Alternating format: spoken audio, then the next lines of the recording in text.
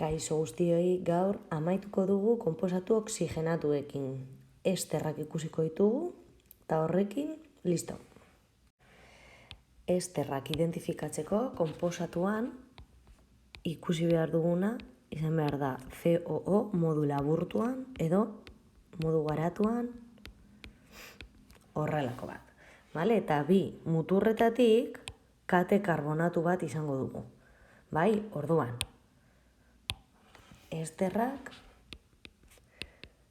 katearen erditik behiti. Bakarrik salbuespen bat dago, vale? Gero ikusiko duguna. Hau da, muturrean egon daitezke bai, baina bakarrik kasu batean. Vale. Orduan, adibide bat. Beti zintzilikatuko diogu kate karbonatu bat karbonoari, hemendik, eta beste kate karbonatua oxigenoari, hemendik. Vale? Eta hori izendatzeko garrantzitsua da. Orduan, adibidez.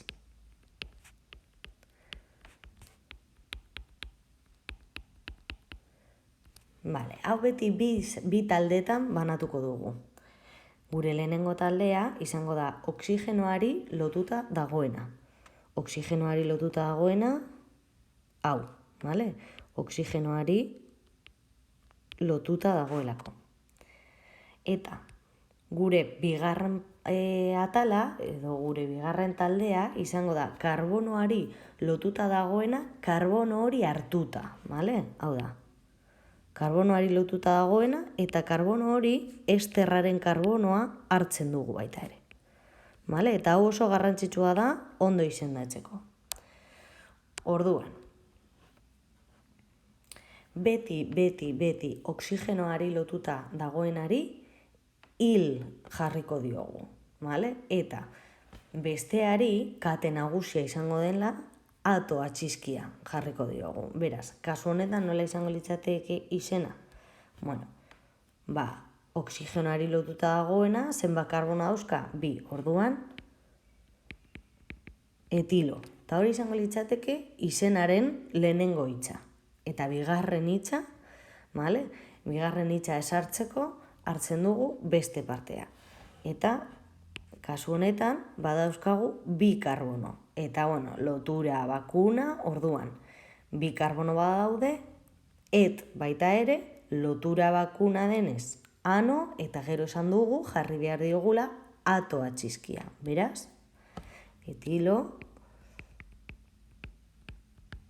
eta ano atoa. Vale? Orduan, esterraren marka, edo izenan jartzen dugun marka, izango litzateke lehenengo hitzari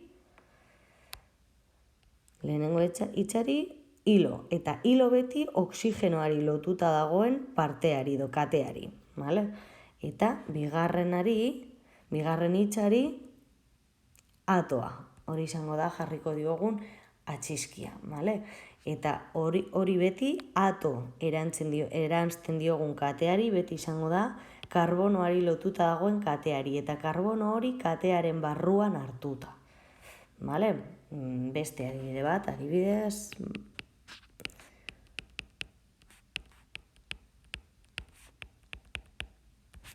Kasu honetan, banatzen badugu, hemen daukagu oxigenoari lotuta dagoena, eta hemendik daukagu kate nagusia, vale? Karbonoari lotuta dagoena, baina esterraren karbono hori hartu behar dugu baita ere. Orduan, kasu honetan, lehenengo hitza jartzeko fijatu behar gara hemen. Zenbat karbono? Bat bakarrik, orduan, met, eta horri erantzten diogu beti hilo atxiskia. Eta esterraren bigarren hitza esartzeko, fijatu behar gara hemen, 3 karbono. Vale? Orduan, 3 karbono badira, izango da prop. Eta kate nagusi guztietan bezala, zertan fijatu behar gara lotureta. Beraz, lotura guztiak bakunak, propano, atoa. Vale? Eta badaukago hemen, lehen esan duguna, atoa eta hilo, vale? Hilo, atoa, hori da esterraren marka. Beste gauza garrantzitsu bat. Venga, adibidez.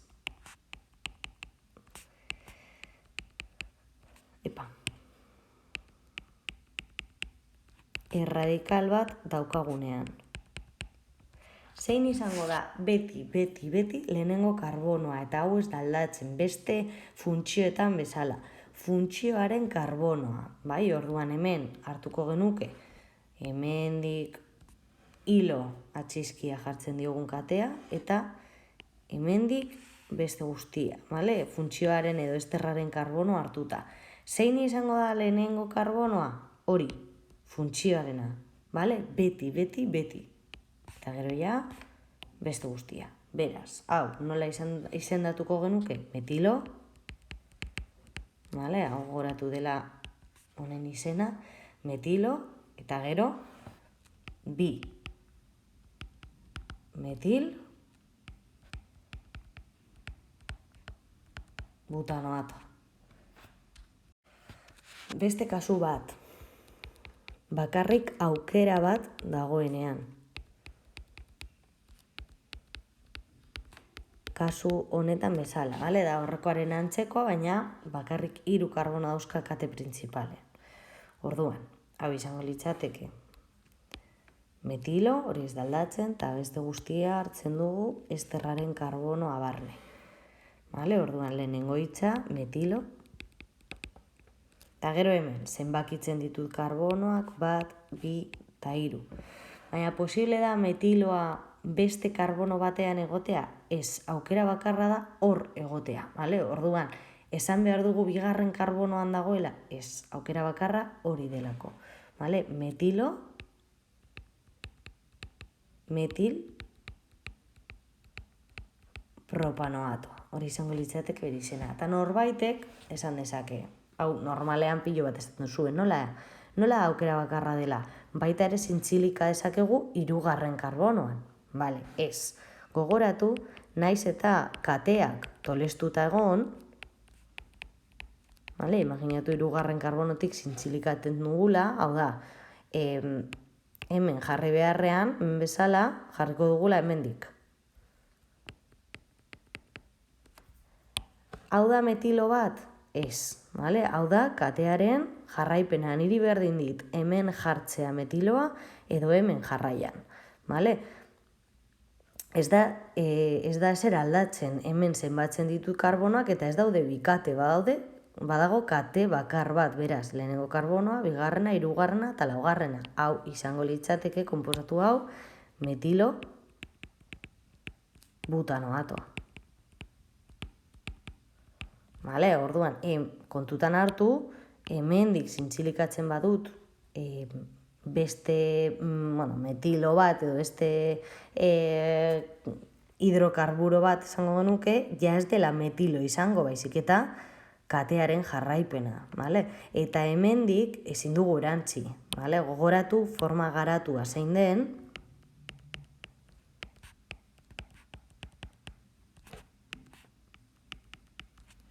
bale? Orduan, forma garatuan oso ondo ikusten da karbono honek ja 4 lotura dituela, beraz, ezin dugu ezer hemendik, ezer gehiago zintzilikatu hemendik. Bueno, eta noiz, egon daiteke ester bat muturre. Bueno, bakarrik kate printzipala karbono bat daukanean, hau da. Nik badaukat oxigenoari lotuta edo zein kate karbonatua, hau adibidez, vale? Eta hemendik ez daukat karbono gehiagorik. Beraz, zer eukiko dut? Bueno, karbonoari edo zein lotura falta zaionean zer jartzen diogu? Hidrogeno. Vale? Posible da hori. Orduan, kasu honetan nola izendatuko genuke konposatua? Etilo metanoatoa. Vale? Eta hemen, muturrean dagoela esan dezakegu. Benetan, baita ere, erditik dago, baina muturreko elementua da hidrogenoa eta ez da beste guztietan bezala kate karbonatu bat. Baina, normalean planteatzen dizuet salbuespen bezala, zuentzako hau delako ja muturrean egotea. Vale? Niretzako hau jarraitzen du erditik, baina, ulertzen dut interpretazioa izan daitekela, muturrean dagoela, vale? Benetan nik esango nuke erditik jarraitzen duela, baina, muturreko kate karbonatu ez daukagula eta beraren ordez hidrogeno bat dagoela. Eta bentzenoarekin. Bentzenoa egon daiteke. Edo karbonoari zintzilikatuta, hemen bezala, edo oxigenoari lotuta.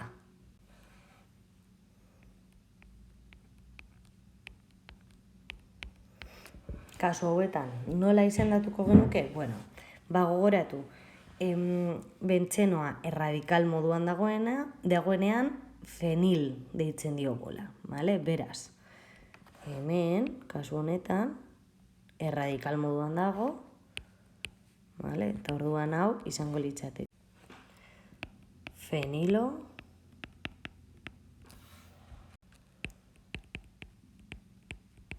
eta noatoa. Gauza bera.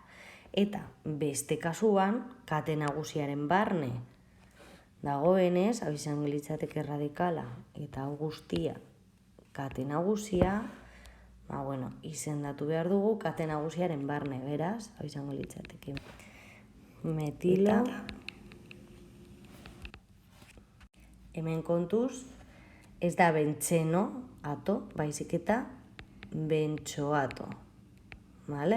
Gogoratu, hauek azidotik datoz, esterrak azidotik datoz. Beraz, gogoratu azidoa zela azido bentsoikoa, hau baita ere bentsoatoa, ez bentzenoatoa, baizik eta bentsoatoa. Eta honekin amaitu ditugu konposatu organikoak, badauzkagu funtzio oxigenatu guztiak ikusita.